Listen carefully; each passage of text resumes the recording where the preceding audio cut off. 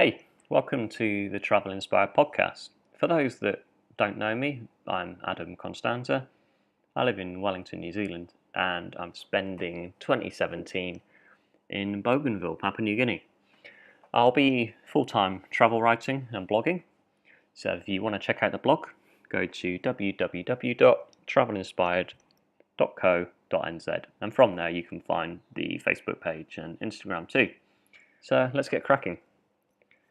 My stomach grumbles, unsatisfied by the cup of homemade Greek yogurt with fresh pineapple and a glass of water for breakfast just an hour ago. The living room is cool. There's a fresh breeze passing through the open front door. The sun is low, yet steadily stretches its rays across the wooden floor towards me. The digital thermometer flashes 28.5 degrees and steadily rising. Rain-threatening clouds fill the sky as I peer out from the louvered windows from the sofa. This has all distracted me from writing the blog posts. My signalless mobile and a cold bottle of water sit on either side of me. There's a scattering of USB flash drives sprawled at my feet on the coffee table. I can hear Ashley hammering old coconuts into mulch in the garden whilst chatting to the neighbour. I check my phone to see if the signal that has been down for 48 hours is back yet. It isn't. My stomach churns again, and the thought of freshly baked wholemeal bread with avocado flashes through my mind. I push the thought of food aside for a minute and come to a compromise with myself. Okay, forget the half-dozen paragraphs. Get the opening paragraph to the blog done, then eat, then we can crack on. Ashley calls from outside. Ad, can you come and check if I have any spiders or ants on me? I smashed a coconut and they all flew into my face. Quick, one just bit me on the eyelid. I hop up from the sofa. Seems like a good time to take a break, get that food, and then crack on with the blog. I feel settled. I mean, of course there are things I miss. Having close friends around, talking to the family often, daily exercise, playing football, watching football, drinking flat whites. However, I guess there's things that fill the void as well. Snorkeling, travel writing full time, having heaps of time to read, watching new movies, making homemade bread, and the tropical fruit on offer is just incredible. I guess I feel like everyday events no longer seem like such major events or major achievements. I guess that shows that I must be adjusting, in the shift in environment and cultural changes. I walk to the market, a stroll to the nearby shop, or a bike ride to the supermarket. They feel more normal, almost as normal as they would back in Wellington, New Zealand. Don't get me wrong, the 10-minute ride to the supermarket still offers its own set of unique events. I greet people with good morning, good afternoon, non-stop. I wave, or at least 20, 30 times. People wave to me, people smile, and people laugh, especially if I'm wearing a bicycle helmet. They really don't seem like a thing here. But they're definitely becoming more normal. Walking into the air-conditioned supermarket, I receive a nod from the two security guards at the door. A quick glance at my mobile to see if the signal's back. No, it's not, so the card machines won't be working. So I fumble around and, discreetly as possible, count how much cash I have in my pocket. Passing the ever-growing collection of footballs and newly acquired stack of cocoa sacks, I collect a basket and begin the supermarket quest. It really is a quest. The usual oats, cake mixes, cereals, and crates of Coca-Cola, Fanta and Coca-Cola, Pepsi replicas, all at the entrance. I head into the well-stocked aisle of herbs, spices, sauces, mustards, and dry pasta, and stock up on the staples. I take a fleeting look through the biscuit and cracker aisle, which reveals the most well-stocked aisle in the supermarket. However, I resist the temptation of pre-melted chocolate biscuit and continue on, looking out for new, exciting stock, I guess, that's come in on the boat recently. The most exciting part of the regular supermarket experience, which I really do look forward to, is got to be the fridges and the freezers, which sounds weird, but I'll try and explain. I saved this to last, and I go in thinking there must have been a new delivery. There's colourful ice popsicles that fill the chest freezer closest to me. That's pretty normal. I skip over the second chest freezer knowing that it will be full of those loose, bright red sausages that who knows what they have in them, and people seem to like them, but they're really not for me. I catch a glimpse of them as I pass, and yeah, they're just loose and just not for me, I guess. I skip the third freezer, which is crammed to the top with chicken parts, and I make my way to the back where there's a Coca-Cola and blazed fridge, upright fridge, checking out the dairy, I guess, and the cold drink options. There's the normal round tubs of margarine, there's the small fingers of butter that are on offer, and cartons of mini, tiny little chocolate milks, all the usual suspects. There's a small stack of very expensive, lonely, sad-looking cheese slices, tasty, cheddar, light, sitting in the corner of the fridge. And then I see it. There's a new delivery, and it's randomly cold cans of soda water, tonic water, and ginger ale, filling one of the shelves, organised in neat rows and dripping in condensation and just looking very refreshing. As much as I'm not a big fan of soda water, just having a different taste from water, plain water, I go for it and stock up on half a dozen cans.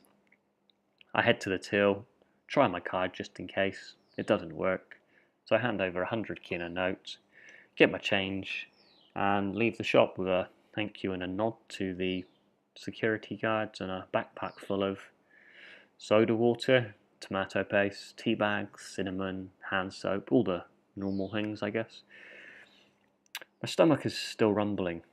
I move the very warm laptop from my now overheating legs and head into the kitchen to fill the kettle. Another distraction, I'm guessing. Whilst it boils slowly on the stove, I spot some rat droppings on the counter and flick them to the floor.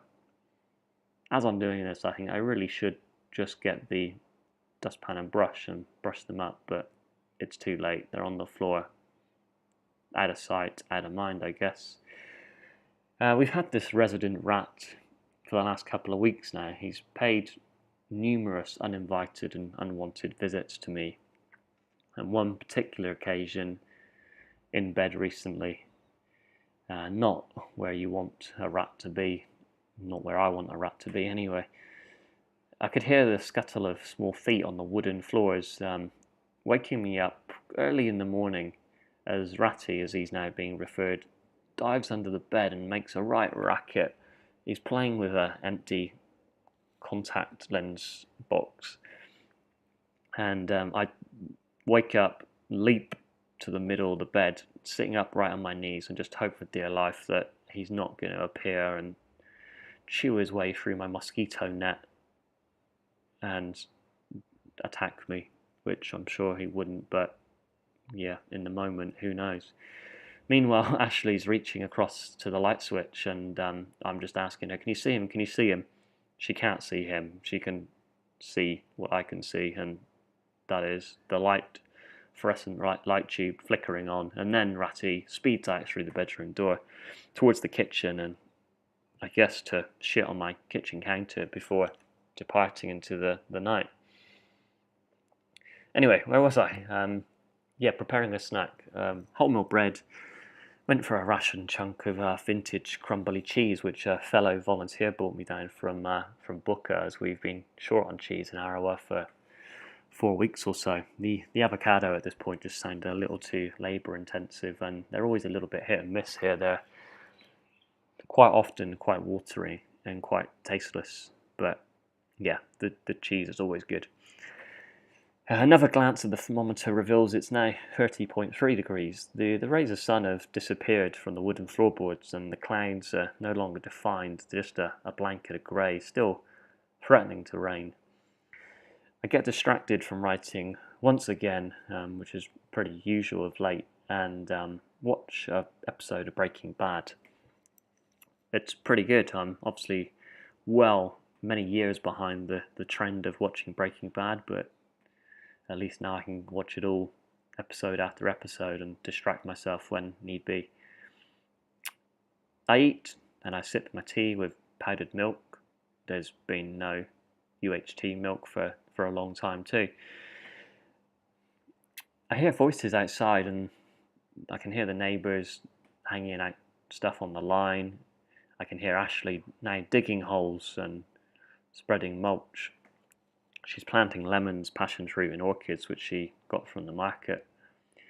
I pause Breaking Bad and I investigate the activity from the vantage point on my balcony above the garden. I also check on the garden progress and it's looking good. Have a little chat with the neighbours, and then before long I'm assigned a garden activity of transporting jugs of water from the house into the garden to water the newly planted plant. Eventually I pull myself back to the laptop and think, right, I must continue with the blog. I quickly check my phone for a signal, but the phone's now died, and I think, is there any point in charging it, as it's been down so long? I charge it anyway, just in case it comes back. I guess you never know. As I'm doing this, I think about the highlights over the last couple of weeks, and I guess, there's two highlights that spring to mind. The first is Pokpok Island. It's not far from Arawa, and it's where I spent New Year. And the second is the area of Rotokas, which is north of Arawa, south of just south of Buka, and it's where I went trekking for 3 days. Pokpok Island, a place that it's easy to relax. You can do nothing, or as I experienced, a place where you can do everything you want. Snorkeling on a nearby coral reef, taking a boat to an outer reef and snorkeling, swimming to a tiny sand island, boat trips to the surrounding islands, including the place where the film Mr. Pip was located. You can go trekking up the hill through the forest to the top of the island, where I spotted hornbills and eagles floating high above us, and also spotted huge giant clams 3 feet wide while snorkeling, and heaps of fishing. Upon returning back to the mainland, I contact one of PNG's airlines, Air New Guinea, and I suggest a potential article about my experience on Pokpok Island. After a few emails back and forth, in between the signal being up and down, I'm quickly typing a 600-word article for the regular Out There column, which will be included in the latest edition of the In-Flight Paradise magazine. So if you're on a Air New Guinea flight anytime in the next 4 to 8 weeks, look out for the article. This article challenges me in many ways, although they're all enjoyable challenges. I was given a deadline. I had 7 days to prepare the article and get the finalized version to the editor. Surprising how quickly 7 days can pass when you're focused, and you know that you've got to get something done. Like I say, the phone signal and the internet is up and down, so working around that is a challenge, sometimes for days on end. Recently it was down for 5 days, and this just adds to the challenge, I guess. I needed to get details on the accommodation, on the costs, email addresses, contact numbers to book a stay. This all takes time. With the deadline looming, I draft an article including low-res photographs, send it to the editor, and promise to send high-resolution photos upon acceptance. I follow up with a Facebook message to the accommodation owner on Pokpok, and I mentioned that there's potential that his place may be promoted or advertised, I guess, in an article in Paradise magazine. And he responds with a heartfelt message, which was just fantastic, and it's kind of what I love about the travel writing, when you get genuine responses. And he said that travel had enriched him in a way that he couldn't explain, and it would be a real honour to read the article if it were to be published. The second highlight that springs to mind is, as I mentioned, Rotokas, an area north of Arawa, just south of Buka. And so several weeks later, I'm in the back of a dusty blue Land Cruiser. It's got a cracked windscreen, heading out of Arawa, 1.5 hours north to the area of Rotokas. I'm staying in the mountains for 3 nights, trekking and exploring during the day, and then pretty much eating, resting, playing cards, and reading at night. And doing this whilst, as always, trying to avoid mosquitoes that annoy the hell out of me, but it's a small price to pay. The walking in Rotokas is unique. You spend a lot of time in water, in rivers, in streams, navigating waterfalls, and it's just, unlike any trekking I've experienced before. New Zealand obviously is fantastic for tramping or trekking, but Bougainville just feels unexplored. You really do feel like you're seeing some places for the first time, or that only a handful of people have seen, I guess. So I'm trekking through the river streams and the many waterfalls, varying in sizes, towards the Utoko caves, or Ukoto caves. We picked up quite the entourage en route, as men and women from nearby villages join us for a day of trekking. Why do they wear those boots? One of the newcomers asked, as she walked bare feet with far more grace than any one of us trekking. And the guide replied, "It's their way." And the laughter that spreads from everyone, one end of the entourage to the other end, it's kind of hilarious how people are just laughing at us as we stumble around in the water wearing these huge trekking boots, but they don't seem to be helping us. I'm probably the first person to admit that I'm not a huge fan of caves. However, on this occasion, I battle with my conflicting brain and heart and edge deeper into the damp, dark, and slippery Ukoto caves. There's batshit coating my boots, and I can kind of feel it lapping up around my shins towards my knees. I expect it to smell of sulphur, and it doesn't. My head torch does little but allow me to catch glimpses of crabs as they kind of scuttle away below me, and spiders on the cave walls, and bats as they flap around and hang around. And I guide my way with my palms flat against the cold damp walls of the cave. I have two near misses, near collisions with fleeing bats and my face, and eventually I arrive at a narrow, tall cavern that just kind of seems to go on and on and on into the darkness. I can see bats hanging from cracks in the walls, and the crabs are around my feet, continuing to scuttle around. There's a small hole in the cave wall in front of me, and it's proposed that that's our route. It's no larger than 2 feet tall by 1 foot wide, and this is where my brain kind of takes over, and it goes into overdrive, I guess, and eventually forces me back. There's no way I'm going through that hole, even if I could fit the amount of bat shit that would be on me. And Yeah, there's something about squeezing through a hole that blocks my quick escape if I need to. So I choose to return and descend no further into the abyss, I guess, at this stage. So my now dimming head torch guides me back.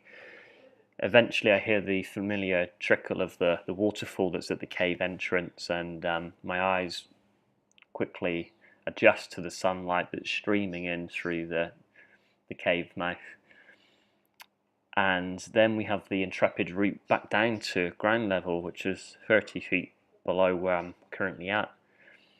Do not let go with your hands is bellowed from above, and as I'm clinging to tree roots or vines and rocks or whatever else I can grasp on my descent. There was no way I was going to let go with my hands apart from when I need to move my hands to grab onto the next thing. So it was a slow but definitely intrepid descent down to ground level. The remainder of the trek is more serene than intrepid. There's really impressive waterfalls, as I've mentioned. We go for a swim in one of the waterfalls where there's a nice swimming spot. The water's cold, it's deep, it's raging where the falls are falling into it, but it feels so good to just be immersed in cold water after being in hot, humid conditions for so long. Our entourage quickly reduces in numbers as people return to their village with handfuls of crabs wrapped in banana leaves that they've taken from the caves, and I'm assuming they're for dinner. However, this short piece of serenity, I guess, wasn't to last for too long. I take a break for a couple of days from writing the blog. The clock has just ticked 8:46 a.m. It's a cool start to the day. It's gently raining, which is perfect for refilling our water tanks, which have been getting pretty low over the last week or two. I'm sipping on a hot tea and taste the full cream UHT aftertaste. It arrived on the island a couple of days ago, and I got a couple of cartons of it to have a break from the powdered milk as well. A lone doxy malaria pill sits on the dining table. The dirty dishes near the sink tease me as they sit there, still dirty. I need to commit at least an hour to them at some point today, get them out of the way. Suddenly the phone buzzes. It makes that familiar sound. The signal is back. It's been down for 5 days, so this is a huge moment. Messages from Instagram. Comment pods advise me that fellow Instagrammers have posted photos and they are waiting for a like and a comment. Facebook tells me that someone's posted a new photograph, that I have memories from 5 years ago and 6 new followers on Travel Inspired. All good stuff. I think to myself, I really must finish the final paragraph of the blog as I take another sip of tea. I'm still not convinced about the full cream taste of this UHT. Anyway, to pick up where I left off, the serenity wasn't to last for too long in Rotokas as I drop to one knee. The ground shakes violently. I drop the rucksack to the ground and lean against it to keep my balance. The ground continues to shake and sway and roll with a deep rumble for well over a minute. I think to myself that this probably isn't a bad place to experience a large earthquake. Yes, I'm super remote and somewhat disconnected, but at least there's no high-rise buildings around, I guess, to fall and cause chaos. And at least in the mountains, I don't need to worry about tsunami alerts. I look up at everyone else, who are all focused on keeping their balance. 1 minute seems like an eternity, then it stops. I stand cautiously, expecting another wave of shocks, but they never arrive. The phone signal immediately dies, and I glance up, and I spot the phone tower up on a nearby peak. It looks intact, it's standing there, but I later learned that it's sustained damage during the earthquake. Shortly after the quake, I'm standing at the base of a 200-foot waterfall. The falls are earth-coloured, where landslides and slips have fallen into the river upstream. The falls crash at my feet. They were pretty incredible, powerful, amazing-looking waterfalls. Fresh landslides are all around me and reveal boulders of huge proportions, so 10 feet tall, 10 feet wide boulders, massive things, uprooted trees and loose dirt surround the otherwise green slopes encompassing me. That evening, playing last card and Yahtzee back in the house, there's a knock at the door and a soft voice asks, "Would you like to see Mount Bagana erupting?" I leap up, search for my camera, my GoPro, spray on some mosquito repellent and head out into the night. 20k away in the distance, the volcano is erupting, which is, wow, that's incredible. It's blasting bright red molten lava into the night sky. The sound can only be imagined from the distance, and in the blackness of the night, it's really difficult to fully comprehend the scale of this humbling experience and natural wonder. I watch and stare.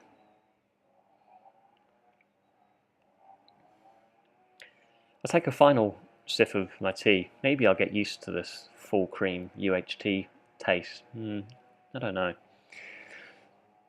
The phone makes another sound, confirming that the signal and internet is still available, and that the blog post could be live shortly.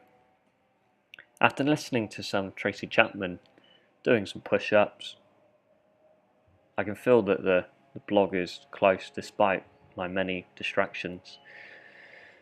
My eye catches the dirty dishes once again. Okay, I just need to pick the photos now for the blog, hit publish, and then I'll sort those dishes out. Thank you for listening to the Travel Inspired podcast. I hope you enjoyed it, and it's really appreciated. If you've got any questions, just hop online and go to www.travelinspired.co.nz. Find the blog post and feel free to ask any questions, and I'll get straight on to answering them. From the website, you can always find my Facebook page and my Instagram page as well, where I'm pretty active on sharing my latest adventures and photos and so on. So yeah, feel free to hop on there, give it a follow, give it a like, comment, and so on. So yeah, until next time, take it easy and speak to you soon. Cheers guys, bye.